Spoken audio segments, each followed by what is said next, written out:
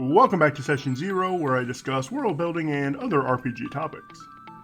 My name is Brian, and this video is a quick addendum to my last video and a play example of my d12 encounter table. If you're interested in what I didn't say in that video, please stick around.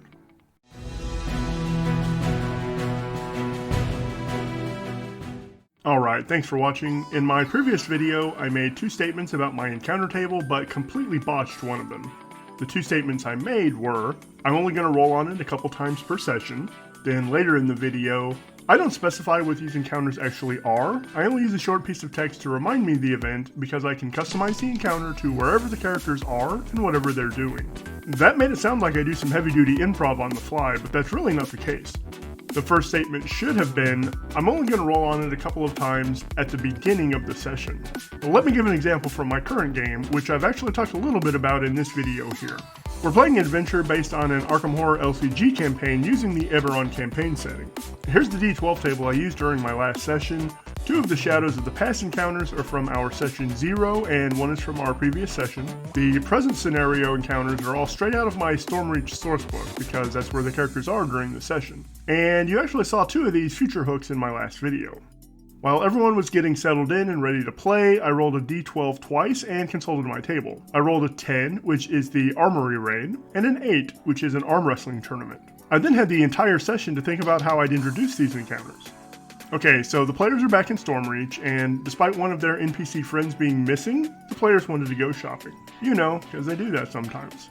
During this shopping trip, Dave really wanted a green fez for his wizard Estrum because, and I quote, you never see anyone wearing a fez. Of course, he found one at a reasonable price, and he continued on his way. This was a gift, because I used the fez to introduce the Armory Raid.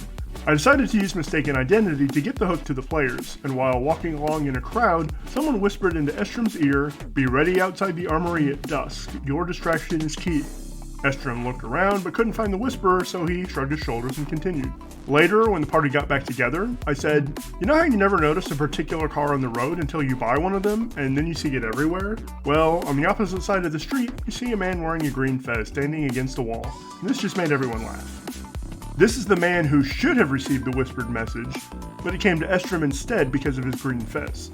I had decided that the arm wrestling tournament would be held at the inn where the characters were staying, and when they arrived there near the end of the session, only Thralum the fighter entered the contest. He made some really bad rolls, and he lost. By the end of the session, everyone had forgotten about the whispered message, so they didn't engage with the Armory Raid hook.